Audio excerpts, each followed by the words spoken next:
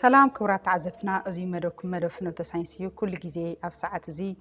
نسالة دقيقة أكل لنا مهركم نازناقعكم زي أن حمد بنايو نختكتاتو لنا أخبر عدم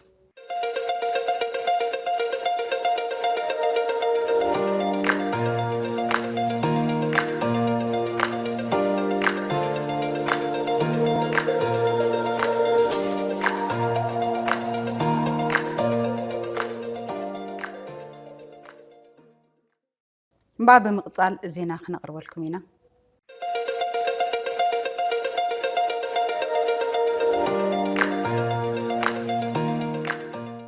زينا فنوت ساينس إيران أمريكا كاب اتقوصاصرو ناي جي بي اس نتورك وصيا ناب ناي تشاينا عالم لخاوي ناي بيدو ساتلايت نافيجيشن سرعات مفارق 2025 مغيارا غليصا እዚ ስጉምቲ ናይ ኢራን ናይ ናቪጌሽንን ሚሳይልን ዓቕሚ ምጥንኻር ዝሕግዝ ከም ዝኾነን በተመሳሳሊ ኣብ ምዕራባውያን ዘለዋ ናይ ቴክኖሎጂ ጽግዕተኝነት ከም ዝንከየላ ይእመን ትንታነታት ከም ዝሕብርዎ እዚ ደረኽ ኣብ በይዱ ናይ ቻይና ዓለም ለኻዊ ናይ ሳተላይት ናቪጌሽን ኔትወርክ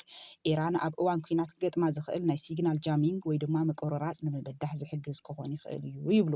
ምክንያቱ እቲ ሃገር ኣብ ስትራቴጂካዊ ቴክኖሎጂ ስርዓታታ ነፃነት ክትውንን ጽኑዕ ድልየት ስለ ዘለዋ ምንጪ ሓበሬታና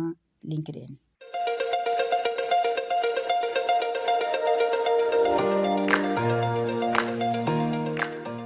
ኣብ ሃገር ካናዳ ተምሃሪት 11 ክፍሊ ዝኾነት ጎርኑር ኳር ናይ ከባቢ ንብረት ኣየርን ሓበሬታታት ብምጥቃም ኣፈጣጥራ ተላባዲ ሕማማት ስርናይ ኣቐዲሙ ክትንብይ ዝኽእል ሰብ ሰራሕ ብልሒ ወይ ድማ AI ብምምሃዝ ተዓዋቲት ሃገራዊ ውድድር ዴታ ሳይንስ ኮይና እቲ ፕሮጀክታ ገዘፍቲ ናይ ሙቐት ራህዲ ዝናብን ካልኦት ናይ ኩነታት ኣየር ረቑሕታትን ዝሓዘ ሓበሬታ ወይ ድማ ዴታ ብምትንታን ክስተት ሕማም ስርናይ ከምጽኡ ዝኽእሉ ኩነታት ወይ ድማ ምዕባለታት ኣቐዲሙ ይጥቁም ስርዓት መምሃር ሜሽን ወይ ድማ ሜሽን ለርኒንግ ቴክኖሎጂ ብምጥቃም እዚ ሞዴል ከይዲ ሓበሬታታት ወይ ድማ ፓተርን ብምዕዛብ ዕድል ሕማም ስርናይ እንተሃልዩ ቅድሚ ምስፍሕፍሑ ኣቐዲሙ ይትንቢ እዚ ቅድመ ትንበያ ሓረስቶት ብዋና ግድስቲ ስጉምትታት ክወስዱ ይሕግዞም ንኣብነት ምትዕራይ ኣሰታትያ ማይ መስኖ ኣቐዲምካ መድሓኒት ምጥቃም ብዋን ብቐረባን ብኽነት ምህርቲ ምክልኻል ምድንፋዕ ምህርትን ክካየድ ይሕግዝ ስርናይ ካብቶም ብዓለም ለኸ ብርኪ ተጠለብቲ ምግብታት ስለ ዝኾነ ሕፅረት ምግቢ ንምቅላል ዝጠቅም ኣዝዩ ተደላይ ምህዞ ኮይኑ ንረኽቦ እዚ ዕዉት ፕሮጀክት ከም AI ቢግ ዴታን ዝበሉ ዘርፍታት ቴክኖሎጂ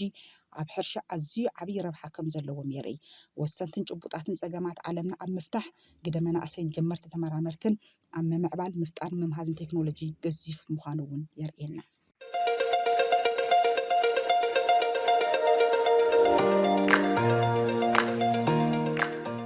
سلام مباركس كم تلمود حزون تنتانا خنقصلينا مالتيو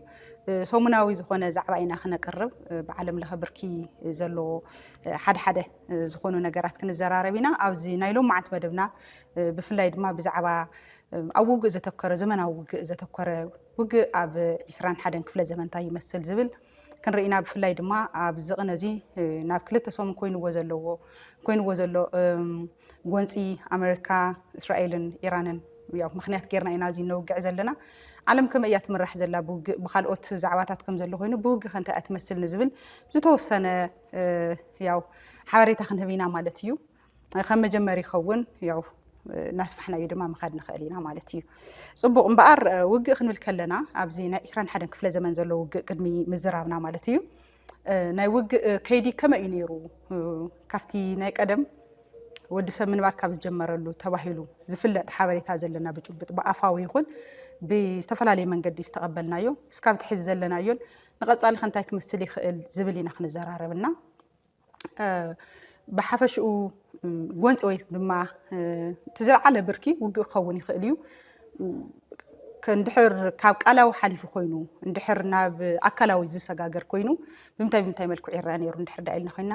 بأمني تي بتعمي دحور زخونة بأمني موقع له بتر موقع له كوقت يلو دما بسانجا موقع له مالتيو استفلا ليو نسب سونت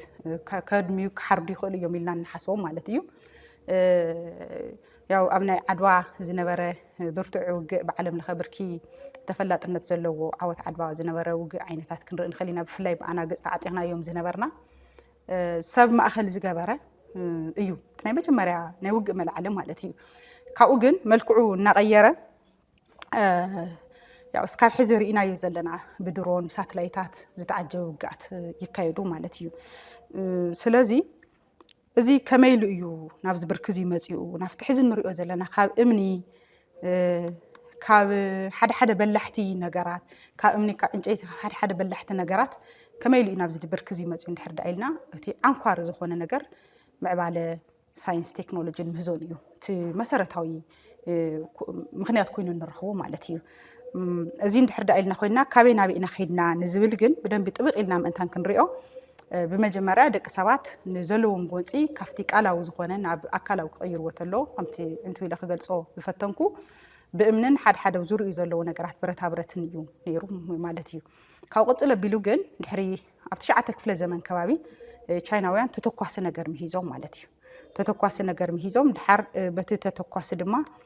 ያው ፀላኢኦም ከጥቅዑ ክኢሎም ማለት እዩ ዝፍንድኡ ነገራት ከማሊ ቅልል ዝበሉ ዝፍንድኡ ተተኮስቲ ነገራት ሰባት ክሕዝዎም ዝኽእሉ ማለት እዩ ድሓር ናብ ድሕሪ ብዙሕ ዘመናት ናብ 18-19 ክፍለ ዘመን ብፍላይ ድማ ዝነበረ ናይ ኢንዱስትሪያል ሪቮሉሽን ወይ ድማ ኢንዱስትሪያላዊ ወያነ ዝተፈላለዩ ናይ ቴክኖሎጂ ምዕባለታት መፅኦም እዮም ማለት እዩ ምስ ናይ ስቲም ኢንጂን ዝበሃል ብሃፋስ ዝሰርሕ ሞተራት ኢንጂናት ናይ መንገዲ ይኹን ብሓፈሽኡ ድማ ምስ ናይ ወታደራዊ ምንቅስቃስ ዝሕግዙ ዝተፈላለዩ መሳርሕታት እናማዕበሉ መፅኦም እዮም ማለት እዩ ኣብ 20 ክፍለ ዘመን ድማ ከም ውፅኢት እዚ 18-19 ክፍለ ዘመን ዝተነፀፈ መሰረት ብምግባር ኣብ 20 ክፍለ ዘመን ቀዳማይ ውግእ ዓለምን ካልኣይ ውግእ ዓለምን ብጣዕሚ ብዝማዕበለ ናይ ቴክኖሎጂ ኩነታት ምስቲ ናይ ሒዙ ዘሎ ዋላ ዝወዳደረ ይኹን ግን ድማ ብዝማዕበለ ኩነታት ናይ ራዳር ናይ ሶናር ካብኡ ድማ ናይ ጀት ኢንጂንስ ዘን ኣውሮፕላናት ካብኡ ዝማዕበሉ ናይ ሕክምና መሳርሕታት ዝተራእየሉ ከምኡውን ናይ ኮምፒተር ምዕባለ ዝተፈለመሉ እዋን እዩ ማለት እዩ ብፍላይ ድማ ኣብቲ ኣብ ናይ ማንሃተን ፕሮጀክት ምስ ናይ ማንሃተን ፕሮጀክት ተሓሒዙ ኣብ ኣሜሪካ ማእከል ዝገበረ ሓደ ፕሮጀክት ከባቢ 130,000 ዝኾኑ ሳይንቲስትታት ወይ ድማ ሰራሕተኛታት ሳይንቲስትታትን ካልኦት ሰራሕተኛታትን ዝሓቆፈ ሓደ ሕቡእ ፕሮጀክት ነይሩ እዚ ፕሮጀክት እዚ ናይ መጀመርያ ኣብ ሂሮሺማን ናጋሳኪን ዝተሸንደው ዓበይቲ ቦምብታት ካብዚ ሕቡእ ፕሮጀክት እዚ ዝወፀ እዩ ስለዚ ኣብዚ ክፍለ ዘመን እዚ ከምዚ ዝኣመሰሉ ሕቡኣት ፕሮጀክታት ብምክያድ ናይ መጀመርያ ተተኮስቲ ወይ ድማ ዝፍንድኡ ብዙሕ ክዕንው ዝኽእሉ ዘ ሊትል ቦይ ን ፋትማን ዝበሃሉ ክልተ ናይ ዝፍንድኡ መሳርሕታት ዝተመረተሉ እዋን እዩ ነይሩ ማለት እዩ ሕዚ ድማ ካብዚ ሓሊፉ ድማ ካብ ተፈንጀርቲ ካብቲ ዘሎ ናይ ኒውክሊያር ዓቕሚ ናይ ወዲ ሰብ ዓቕሚ ካብ እምኒ ካብ ዕንጨይቲ ካብ ሓፂን ካብ ነተውግቲ ነገራት ሓሊፉ ናብ ታንኪ ናብ ኣየር ከምኡ ኢሉ እውን ናብ ናይ ባሕሪ ከምኡውን ኣየር ሳተላይታት ዝማዕበለሉ ኩነታት እዩ ዘሎ ኣብ ሰዓት እዚ ንሱ ጥራሕ ዘይኮነ ብደቂ ሰባት ጥራሕ ዘይኮነ ብናይ ሮቦት ዓቕሚ እውን ዝተፈላለዩ ምንቅስቃስ ዝግበረሉ ሰዓት እዩ ሰብ ኣልባ ዝኾና ድሮናት እውን ኣብ ምንቅስቃስ ዝርከባሉ ግዜ ኢና ዘለና ማለት እዩ ሰዓት እዚ ናይ ዓለምና እዚ ዘርእየካ ናይ ምንታይ ውፅኢት እዩ እንድሕር ዳ ኢልና ኮይና ናይ ኢንቨስትመንት ውፅኢት እዩ ወይ ድማ ትህቦ ኣቓልቦ ትህቦ ቀልቢ ከም መንግስቲ ነዚ ጉዳይ እዚ ናይ ምክልኻል ዓቕሚ ንምዕባይ እትህቦ ቀልቢ እዩ ማለት እዩ ስለዚ ዓለምና ካብቲ ዘለዋ ጂዲፒ ናብ 2.3% ማለት እውን ናብ ከባቢ 2.4 ቢልዮን 2.4 ትሪልዮን ዶላርስ 2.3% ናይ ዓለምና ጂዲፒ ናብ ናይ ዓቕሚ ህንፀት ወታደራዊ ዓቕሚ ይኸይድ ማለት እዩ ስለዚ ኣብ ምርምር ምስ ወታደራዊ ዓቕሚ ተታሒዙ ዝግበሩ ምርምራት ናይ ቴክኖሎጂ ምዕባለታት ንምህዞታት ክንድዚ ዝኣክል በጂትካ መንቅስቃስ እቲ ሕዚ ንሪኦ ዘለና ለውጢ ንክመፅእ ዓብይ ተራ ይፃወት ማለት እዩ ካብኡ ውግኣት ከመይ ካበይ ጀሚሮም ናበይ ከይዶም ዝብል ርኢና ኣለና ማለት እዩ ብሓፂሩ ንሱ ጥራሕ ግን ዘይኮነ ውግኣት እንደገና ብመልክዖም ዝተፈላለዩ እዮም ማለት እዩ እቲ ሓደ እቲ ዝተለመደ ናይ ሰብ ዓቕሚ ተጠቒምካ ተተኮስቲ ነገራት ተፈንጀርቲ ነገራት ኣየር ታንኪ ምጥቃም እዚኦም እዚ ሓደ እዩ እዚ ኮንቬንሽናል እዩ ዝበሃል ዳልጋ ዝተለመደ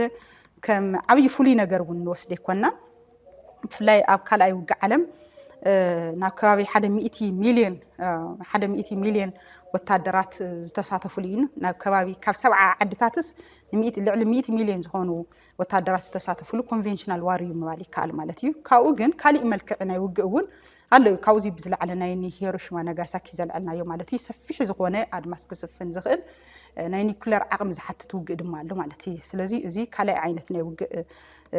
ዓይነት ኮይኑ ካሊእ ኬሚካላዊ እዩ ኬሚካላዊ ውግእ ማለት ናይ ዝተፈላለዩ ኬሚካላት ብምጥቃም ቶክሲክ ዝኾኑ ኬሚካላት ብምጥቃም እቲ ተጻራሪ ኣካልካ ጉድኣት ተብጽሕሉ ማለት እዩ ብርግጽ እዚ ዝከታተል ኦርጋናይዜሽን ኣሎ ኦርጋናይዜሽን ፎር ዘ ፕሮቪዥን ኦፍ ኬሚካል ዌፐንስ ዝበሃል ኣሎ ኣብ ዓድና ናይ 2013 ናብ ዝነበረ ውግእ እውን ተዘክርዎ እንድሕር ዳኣ ኮይንኩም ጥርዓን ነቕርብ ነርና ከምዚ ዓይነት ኬሚካል ኣሎ ዝብሉ ጥርዓናት ብቴሌቪዥን ገለ ንሰምዖም ነርና ማለት እዩ እዚ ምጥቃም ኣይፍቀድን እዩ ግን ሓደ ናይ ውግእ መሳርሒ እዩ ማለት እዩ መሳርሒ ምዃኑ ስለ ዝተፈለጠ እውን እዩ ወዲ ሰብ ከምፅኦ ዝኽእል ሳዕቤት ኣብ ግምት ምውፃእ ነዚ ክከታተል ዝግባእ ኣካል እውን ዝተመስረተ ብዓለም ለኸ ብርኪ ክንደይ ናይ ዝማዕበላ ዓድታት ነዚ ሕግዚ ተግባራዊ ገብርኦ ከምቲ ንሪኦ ዘለና ነገር ኮይኑ ግን ሓደ ትካል ኣሎ እዩ ማለት ካሊእ ባዮሎጂካል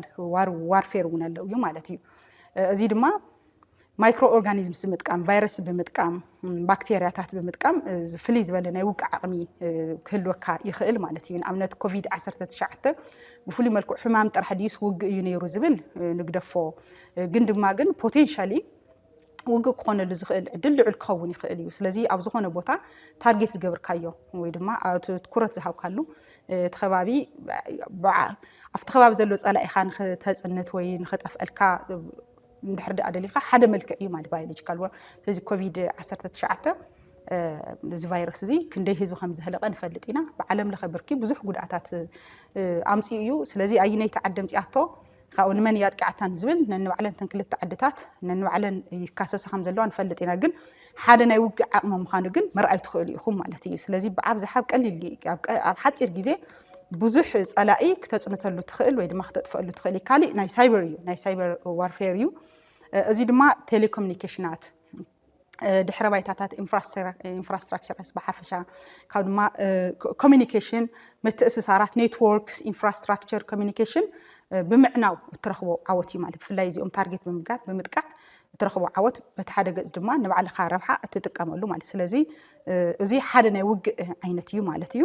ካሊእ ናይ ኢንፎርሜሽን ዋርፌር እዩ ድማ ናይ ፕሮፓጋንዳ ማለት እዩ ንሕና ፍላይ ናይ 2013 ዝነበረ ውግእ ተጋሩ ከመይ ዩናይትድ ኮይና ዲጂታል ወያነ ዝብል በዓል ሽም ቅጽል ተዋሂቡ ዝግበር ዝነበረ ውግእ ስለዚ ዲጂታል ኣብ ናይ ዲጂታል ፕላትፎርም ዝግበር ውግእ እውን ከም ዘሎ ንሱ ድማ ሓደ ናይ መዋጋዕ ዓቕሚ ምዃኑ ክንርዳእ ይግበአና ስለዚ ፕሮፓጋንዳ ማተር ይገብር እዩ ኩሉ ግዜ ማለት እዩ ስለዚ ሓደ ውግእ ዘመናዊ እዩ ንብሎ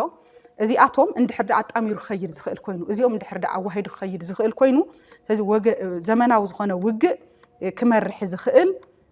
ኣካል እዩ ወይ ድማ ዓዲ እዩ ንብል ማለት ስለዚ ዘመናዊ ውግእ ክንብል ከለና እዚኦም በብደረጅኡ ከከመድላይነቱ ኣዋሂዱ ቅልጡፍ ዝኾነ ውሳነ ሂቡ ክኸይድ ዝኽእል እንድሕር ዳኣ ኮይኑ ዘመናዊ ውግእ ንብሎ ማለት እዩ ስለዚ ዘመናዊ ውግእ ዝተፈላለዩ ዓውድታት ዝሓዘ እዩ ማለት እዩ ዝተፈላለዩ ማልታይ ዶሜን እዩ ማለት እዩ ናይ መሬት ናይ ኣየር ናይ ባሕሪ ዓቕሚ ከምኡውን ናይ ህዋ ናይ ሳይበር ኢንፎርሜሽን ቴክኖሎጂን ዓቕምታት ብሓፈሽኡ ኣጠቃሊሉ ዝሓዘ እዩ እዚ ውግእ እዚ ማለት ዘመናዊ ውግእ እንብሎ ዘለና ስለዚ ብፍላይ ምስ እዚ ዝተተሓሓዘ ከባቢ 7500 ዝኾና ሳተላይታት ኣለዋና እየን ኣብ ህዋ ወይ ድማ ኣብ ሰማይና ማለት እዩ ካሊእ ምስ እዚ ምስ ናይ ሳተላይት ተተሓሒዙ ሳተላይት ዝለዓለ ዓቕሚ እዩ ኣብ ሓደ ውግእ ማለት እዩ ዝለዓለ ውግእ ዓይኒ ውግእ እዩ ማለት ይከኣል ወይ ድማ ዓንዲ ሕቆ ናይ ውግእ እዩ ማለት ይከኣል ምክንያቱ ኣብ ሰማይ ኮይነን ዝተፈላለየ ምንቅስቃሳት ከከም ዓቕሚ ናይተን ሳተላይት ዝተሰርሓሉ ዓቕሚ ክንደይናይ ዝኣክል ፕሪሲሽን ኣለዎ ክንደይናይ ዝኣክል ርሕቀት ክሪኣ ይኽእላ ክንደይናይ ዝኣክል ኢሜጅ ክገብራ ይኽእላ ክንደይናይ ክስእላ ይገብራ ክንደይናይ ሪከርድ ክገብራ ይኽእላ ዝብል ኣብቲ መስራሕ ዝተኮረ ኮይኑ ግን ድማ በቲ ሕዚ ንሪኦ ዘለና ምዕባለ ብጣዕሚ ዝለዓለ ርሕቀት ካባና ካብ መሬት ዝለዓለ ርሕቀት ናይ ከባቢ 500 ኪሎ ሜትር ኮይነን ብጣዕሚ ንጹር ዝኾነ ስእልታት ክሕዛ ዝኽእላ ሳተላይታት ኣለዋ እየን ማለት ስለዚ እዚ ንስለላ ምጥቃም ይከኣል بحفشاو زلو منقسقاسات ناي مركبات منقسقاس كأصوارات كحدا بوتا ناب حدا بوتا منقسقاس إيفن أصوار نيوكلير مسارحتات ودما ويبنز كحدا بوتا ناب حدا بوتا نحن نقسقاس حلو راديشن بمسداد كابينا بينقسقاس له كحدا إيربورت ناب حدا إيربورت كحدا تشكركار ناب حدا تشكركاري ካብ ሓደ መርከብ ብዝተፈላለየ ኮታስ ዝተፈላለየ ምንቅስቃሳት ክዕዘባ ይኽእል እየን ማለት እዩ ክዕዘባ ይኽእል እየን ጥራሕ ዘይኮነስ ኣበይ እንታይ ኣሎ ንዝብል እውን ማለት እዩ እዚ ሓደ ዓቕሚ ናይ ሳተላይት ኮይኑ ብሓፈሽኡ ካብ ዝኾነ ይኹን ቦታ ዝለዓል ሳተላይት እንድሕር ደኣ ሃልዩ ኮይኑ ሳተላይት ንሱ ካበይ ናበይ መፀል ፖቴንሻሊ ዝኾነ ሚሳይል እዚ ሳተላይት እዚ ዝኾነ ሚሳይል ካብ ዝኾነ ቦታ ይንቀሳቐስ ምህላው ይነግር እዩ ማለት እዩ እዚ እንታይ እዩ ሳተላይት ክለዓል ከሎ سوري تميسايل كله عن كله أو كل جوعزو استفلالي موقت كمل على تحيزو أو زجور جوعزو استفلالي موقت سلازي فتر سلازي تموقت نسو زنب أكلك خمسين مريت من كتكات أفار زقت أما مريت من كتكات بزحلفة أمريكا خوينا مسمع وزن ورو خنياتهم برحقات سينس جور لزخد مسار حيصل زلوا ولك ميسايل كنكس أسكالون تزلوا ناي موقت متن ناي ميسايل كافت نورمال زخونه موقت لعل زبالن كاون لعل دما زبازحن كوين خركب كله نايت ميسايل بوتا ينغرنا له معناتي سلازي زي كغبر زخل بناي ساتلايت عقم ايو سلازي بحافشو ساتلايت مهلا وي دما ناي ساتلايت حبريتا متقام قندي وي دما عند حق ناي حدا عد هلونا ايو معناتي سلازي ناي حنت عد هلونا زرغاغص كافتم لعل زخون عقمታት ሓደ ወታደራዊ ዓቅሚ ስለ ዝኾነ ነቲ ግዙፍን ጥንኩርን ወታደራዊ ዓቅሚ ድማ ናይ ሳተላይት መጥቃም ሓደ ትዛዕበን ናይ መጀመርያ ይኸውን ማለት እዩ ካሊ ናይ ድሮናት ዓቅሚ እዩ ማለት እዩ ናይ ድሮን ቴክኖሎጂ ትዘሎ ሕዚ ብዓለም ለኸ ብርክ ዘሎ ናይ ውግእ ኸይዲ بدنب ملكو غير وي مالتي سب سراحن سب مال سب البان سب زلو درونات ندي ابزحا نتقم علم تتقملو زلا سب البان درونات مالتي من الوقت ندحر قعد تفصيمون ناي سب هيوت كحلف سلازي يغبا مالتي سلازي درونات عقمي وق قيرت مخانن اب جمد متاو عالم ناي زرب حزي بمردا استفلاليه علامات ወይ ድማ ዝተፈላልያ ዓድታት ፍላይ ድማ ናይ ወታደራዊ ብልሒን ናይ ወታደራዊ ዓቅሚ ኣድለይቲ ምዃነ ስለ ዝተኣመነሉ ናብ 2030 ናብ ከባቢ 50 ቢልዮን ልዕሊኡ ዝኸውን ዕዳጋ ክህሉ እዩ ኣብ ግዜ ድሮን ዝተመርኮሰ ይብል እዚ ብጣዕሚ ዓብይ ቅርሺ እዩ ምስ ናይ ሕድሕድ ዓዲ ዘሎ ጂዲፒ እንድሕር ዳ ኣወዳዲርና ይኾይና ምክንያቱ ድሮላት ንስለላ ምጥቃም ይከኣል ሓበሬታ ንምስብሳብ بحفشو انتاي أبي كم زلوا أبزلوا بوتا تنجرزي تزفت أم زلوا ندليو حبريتا زد الحبريتا أبي كمي بخمي نزبل نصور زخون بوتان جيزين أمريكا عبي ترى إنزس أوتها مالتي سلزي زنبروناتين ببزح خونه خلا سوار مسك خونه خلا أب سماي زلوا خونه خلا أب مراخب زلوا خونه خلا تحت ما يكونه خلا ككم أدلاين تو مالتي بزي درجة زي بمتقام صبللتا وتادرا عقم نمصا ربحا خم زلون إيمان مالتي سلازي ناي وق وصيت سلحيت بدرون بزح عم مفتار كم زكال مرأي كال مالتي كالي زين بين درونات منهم كجبراي خلان بين ساتلايتات منهم كجبراي خلان نزي كاب درونات يكون كاب ساتلايتات ويدما كاب سب أكل زركب حبريتات دمص خخون يخيل سئل خخون يخيل قطرتات خخون يخيل اب حصير غيزه اب لعليو ናብ ዝኾነ ፍታሕ ወይ ድማ ፍታሕ ክኸውን ኣለዎ ተባሂሉ ክሕሰብ ዝኽእል ነገር ምቕማጥ ምኻል ድማ ሓደ ነገር እዩ ስለዚ ናይ ሰባት ዓቕምታት ተደሚሩ ኣብ ኮምፒተር ዝተቐመጠሉ ግዜ እዩ ዘሎ ብሰዓት እዚ ኣብ ኮምፒተራት artificial intelligence ወይ ድማ ሰብ ሰራሕ ብልሒ ንብሎ ማለት እዩ ስለዚ ሰብ ሰራሕ ብልሒ ወይ ድማ artificial intelligence እውን ካሊ ማርሽ ቀያር ዓቕሚ የውግእ ማለት እዩ ኣብ ሰዓት እዚ ኣብ ሓፂር ግዜ ከከም ኣድላይነቱ ኣድላይ ዝኾነ ውሳነ ምውሳን ዓብይ ዝኾነ እታወት ዝርከበሉ እዩ ማለት እዩ ንደቂ ሰባት ጥራሕ እንተዝኹም ብደቂ ሰባት ዓቕሚ ውሳነ ይወሃበሉ ተባሂሉ ዝሕሰብ ንኣብነት ካብ ሓደ ቦታ ዝኾነ ስእሊ ዝኾነ ናይ ሰብ ድምፂ ብሰብ ዝመጽ ሓበሬታ ኣሎ ብኻሊእ መንገዲ ዝመጽ ሓበሬታ ኣሎ ካብ ኢንተርኔት ዝርከብ ሓበሬታ ኣሎ እዚ ብምልኡ እቲ ሰብ ወይ ድማ እቲ እዚ ቴክኒካል ሳፖርት ክህሉ ይኽእል እዩ ዞም ናይ ቴክኒክ ሰባት እዚ ጉዳይ እዚ ሪኦም ኣብ መጨረሻዊ ውሳነ ወይ ድማ ዕልባት ሂቦም ብድሕሪኡ ድማ ናብ ኣክሽን ንምእታው ወይ ድማ ናብ ተግባር ንምእታው ሰዓታት ክወስድ ዝነበረ ሕዚ ኣብ ደቂቃታት ውሽጢ ውሳነታት ይረኽቡ ኣለዉ ብፍላይ ነዚ መርኣያ ዝኾነ ኣብ ሰዓት እዚ ዘሎ ናይ ማእኸላይ መብራቕ ዘሎ ውግእ ምርኣይ ይከኣል ስለዚ ናይ እዚኣቶም ውህደት ብሓፈሻ ሓደ እዚ ይፈጥር ማለት እዩ ዘመናዊ ዝኾነ እዚ ይፈጥር እዚ ድማ C4 ISR ይበሃል ማለት C4 ማለት ሰለስተ ሲ ዘለዎ ማለት እዩ ኮማንድ ኮንትሮል ኮሚኒኬሽንስ ኮምፒውተርስ እዚኦም ዘለውዎ ፕላስ ቀፂሉ ድማ ብልሒ ዘለዎ አርቲፊሻል ኢንተለጀንስ ዝበልናዮ ብቁዕ ዝኾነ ናይ ስለላ ዓቕሚ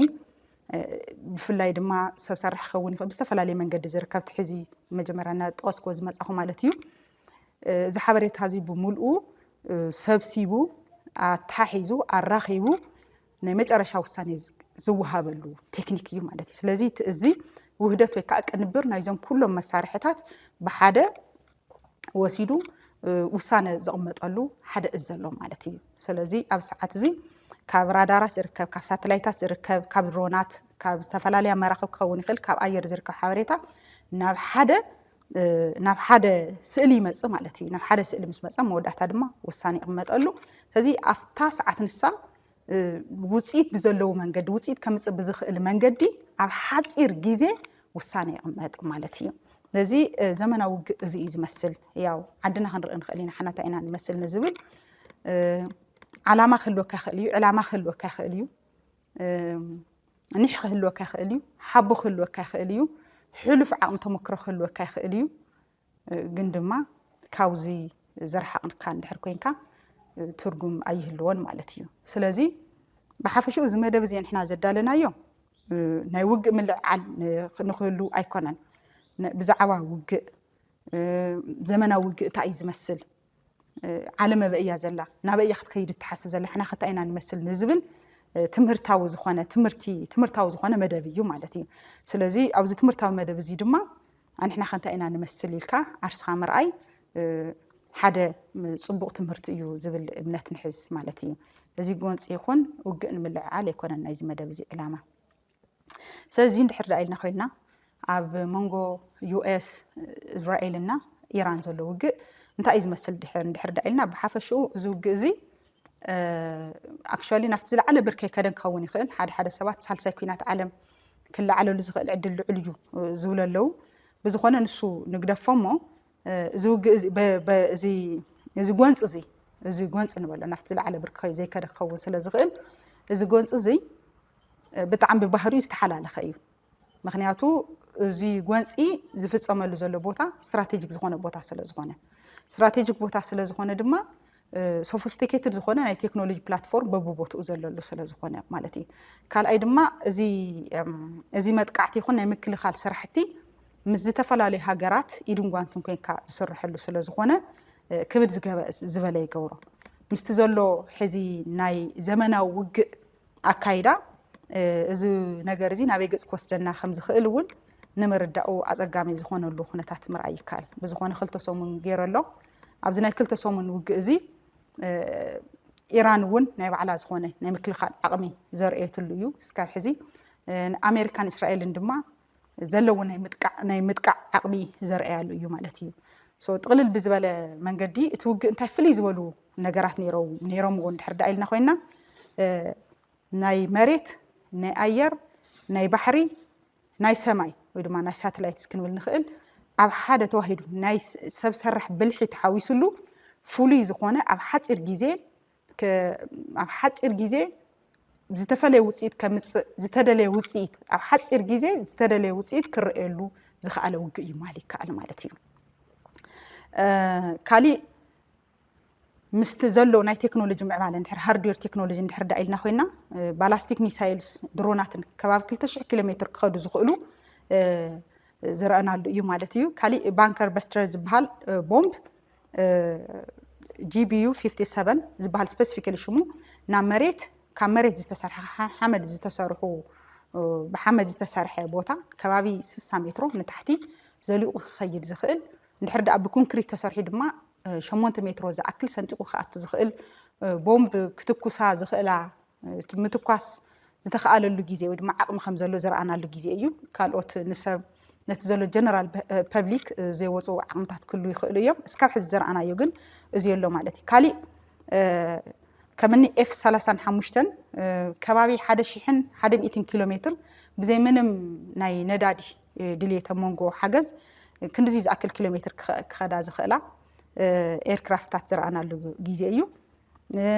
ክንድዚ መኻደን ጥራሕ ዘይኮነ ድማ ካብ ዘን ነፈርቲ ማለት እዩ ካብ ምንም ይኹን ካብ ዝኾነ ይኹን ዲቴክሽን ነፃ እየን ከይተረኣያ ክንድዚ ዝኣክል ኪሎ ሜትር ክኸዳ ዝኽእላ ሳተላይታት ዝረኣናሉ ግዜ እዩ ማለት እዩ እንድሕር ኣብ ጥቓኻ ዘሎ ሳተላይት ወይ ኣብ ዝኾነ ቦታ ትጥቀመሉ ሳተላይት ወይ ራዳር ነዚአን ዲቴክት ክገብረን ዘይኽእል ወይ ድማ ነፂሩ ክሪአን ከም እንድሕር ዘይኽእል መፃ ምህላወን መፅአን እውን ብቅድሚ ምትኳሰን እዚአን ክንሪኤሉ ንኽእል ዓቕሚ እንድሕር ዘይሃልዩ ኮይኑ ክንደይናይተን ዓድታት ተፅዕኖ ፈጢረን ከም ዘለዋ ምርኣይ ይከኣል ማለት ብፍላይ እዚ ናይ ኣሜሪካ ዓቕሚ ስለ ዝኾነ ካሊእ ናይ እስራኤል ሰብ ሰራሕ ዝኾነ ኣይረን ዶም እንብሎ ማለት እዩ ናይ ሚሳይል መጥቃዕትታት ኣብ ኣየር ወይ ድማ ኣብ ሰማይ እናሃለዉ ኣብ 30 ሰከንድ ንላዕሊ ንኸይዘልቁ ብምግባር ኣብ 30 ሰከንድ ውሽጢ ናይ ምምካኽ ዓቕሚ ሓደ ዓዲ ሓደ ከተማ ዝኣክል ብሓደ ግዜ ናይ ምሽፋን ዓቕሚ ዝረኣናሉ ግዜ እዩ ማለት እዩ ስለዚ ጥቕልል ብዝበለ መልክዑ ብቁፅሪ ይኹን ብበዝሒ ከምኡ እውን ብዓቕሚ ናይ ኣሜሪካን ናይ እስራኤልን ዓቕሚ ኣዛዝዩ ዝረኣናሉ ኩነታት እዩ ዘሎ ማለት እዩ ናማኤት ዝኾና ኣየራት ኣሽሓት ዝኾኑ ሚሳይላት ድሮናት ዝተፈላለዩ ናይ ሳይበር ዓቕምታት ከም ዘለው ብሓፈሽኡ ባላስቲክ ሚሳይል ብጣዕሚ ዝገርሙ ባላስቲክ ሚሳይላት ተፈለዩ ድሮናት ዝተፈላለዩ ናይ ሮኬት ተተኮስቲ ዓቕምታት ናይ ድሮን መጥቃዕትታት ዝረኣናሉ ግዜ እዩ ማለት እዩ እንመን ከመይ ኣበይ እንታይ ዓንዩ እንመን ሞይቶም እንፈልጦ ስለ ዝኾነ ያው ኣብቲ ናይ ቴክኖሎጂ ኣስፔክት ስለ ዝኾንኩ ኣነ ተኪረ ዘለኹ ናይ ሳይንስ ናይ ቴክኖሎጂን ዓቕሚ ስለ ዝኾንኩ ተኪረ ዘለኹ እዚ ዝረኣናሉ ስለ ዝኾነ እቲ ዓቕሚ ናብ ምዕራባውያን ኣተኪሩ ዝረኣናሉ ግዜ እዩ ማለት እዩ ስለዚ ኣንሕና ካብዚ እንታይ ኢና ንምሃር እንድሕር ዳ ኢልና ኮይና ዓቕሚ ማለት ብመሰረቱ ሰብ እዩ መጀመርያ ሰብ ኢኻ ትሃንፅ ድሓር ሰብ እንትህነፅ ተሎ ድማ ነቲ ሰብ ዝሕግዞ ነገር ቀፂሉ ይመፅእ ነዚ መሰረቱ ድማ ትምህርቲ እዩ ትምህርቲ ክንብል ከለና ድማ ፅሩይ ዝኾነ ትምህርቲ ምስ ከባቢኻ ዘራኸብ ትምህርቲ ተግባር ተኮር ዝኾነ ትምህርቲ ምክያድ የድልየና ማለት እዩ እዚ ንክንገብር ድማ ፖሊሲና በዚ ዝተቃኒ ክኸውን ክኽእል ኣለዎ ብሓፈሽኡ እዚ ዓቕሚ እዚ ትግራይ ወይ ድማ ዓድና ብሓፈሽኡ ኣብ ነዊሕ ግዜ እዚኦም ክትውን እንድሕር ደኣ ኮይና ኣብ ሳይንስ ኣብ ቴክኖሎጂ ምህዞን ዝግበር ኢንቨስትመንት ወይ ድማ ስራሕቲ ምትብባዕ ብፖሊሲ ተሓጊዙ ብፍሉይ ስትራቴጂ ተሓጊዙ ዜጋታትና ኣብዚ ዓቕሚ እዚ ክዓስሉ ናይ ምግባር ስራሕቲ ክንሰርሕ ይግበአና ክቡራት ተመልከትና እምበር ኣብዚ ሓፃር ግዜ እዚኣ ብዛዕባ ኣብ 21 ክፍለ ዘመን ውግእ እንታይ ይመስል ንዝብል ዝተወሰነት ሓሳብ ዝተወሰነ ፕሮግራም ኣቕሪብናልኩም ኣለና ነዚ ከጣናኸር ዝኽእል ዓቕሚ እስራኤልን ኢራንን ከመይ ዝመስል ክልቲአን ጥራሕ ወሲድና እንታይ እየን ዝመስላ ንዝብል ድማ ሕፅር ዘለ ዶክመንተሪ ክነቕርበልኩም ኢና ሰላም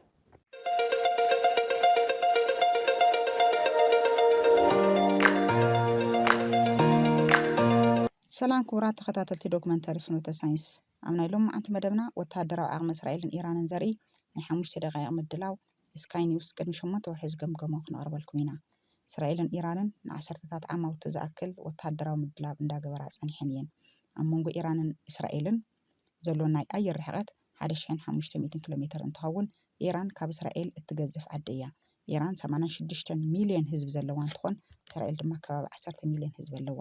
بعيني وتهدروا ودما عتق حيل سبنت الرئي إيران 960 سراوت تتونن إسرائيل دما 634 شح اللوا أو جن من يؤتزعبه نايسب حيل زلوا زي كونس توانا نجر قارئس من يؤتزبلت تكنولوجي زلوا زبلي خون استحزي حيل أير مرة إسرائيل كم F-15 بساعات 380 كيلومتر كتبقوا عز التخيل واقع أدما 8 مليون دولار غزري 75 زخونة F-16 بساعات 2469 كيلومتر التجوعزن واقع دما كبابي 45 مليون بقدر دما 296 زخونة F-35 بساعات 1967 كيلومتر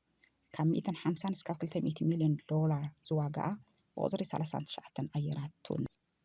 እዛ F-35 እትበሃል ካብ ቁፅፅር ራዳር ናፃ ዝኾነት እያ ወይ ድማ ኣይትረአን።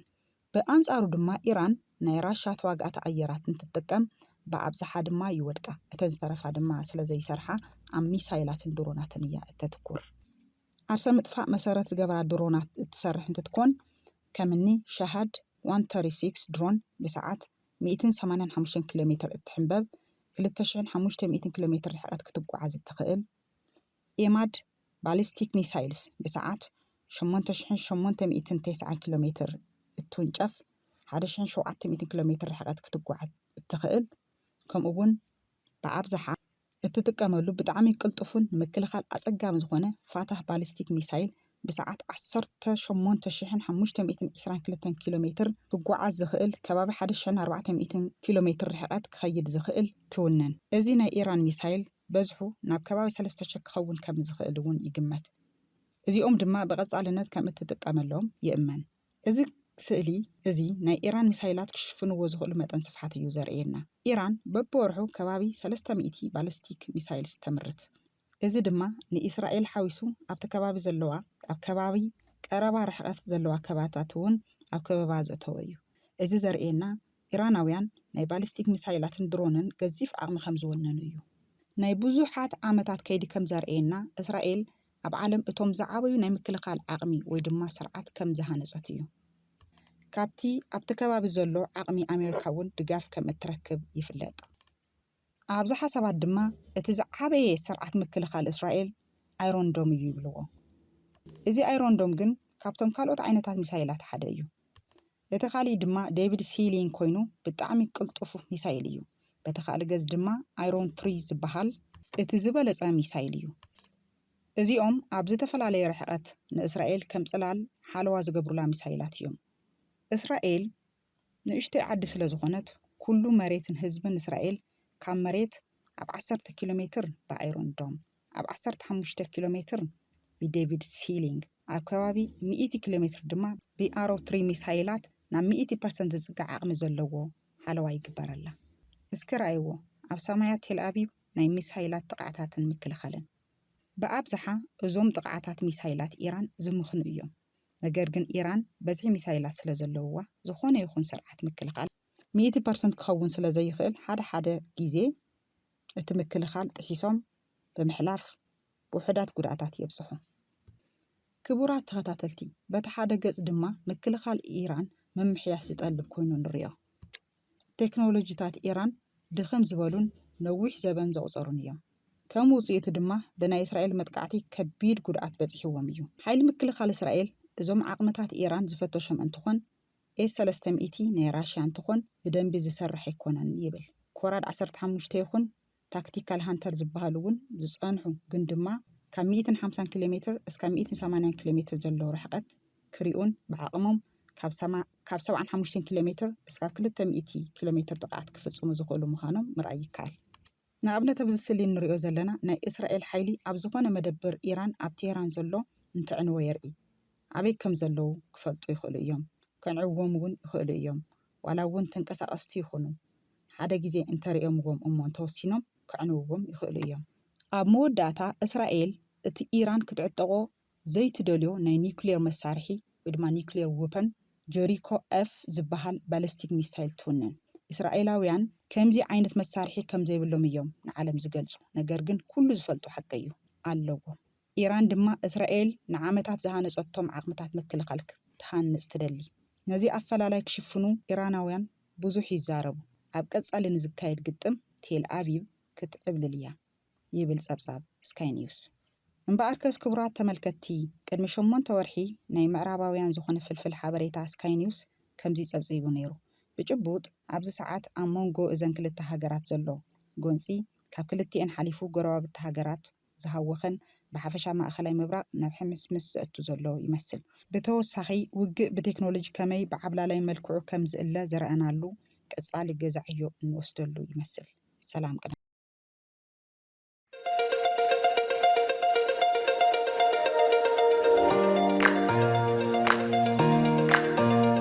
ክቡራት ተዓዘብትና እምበኣር መደባትና መምህርቲ መዘናጋዕቲ ከም ዝነበሩ ኢና እንኣምን።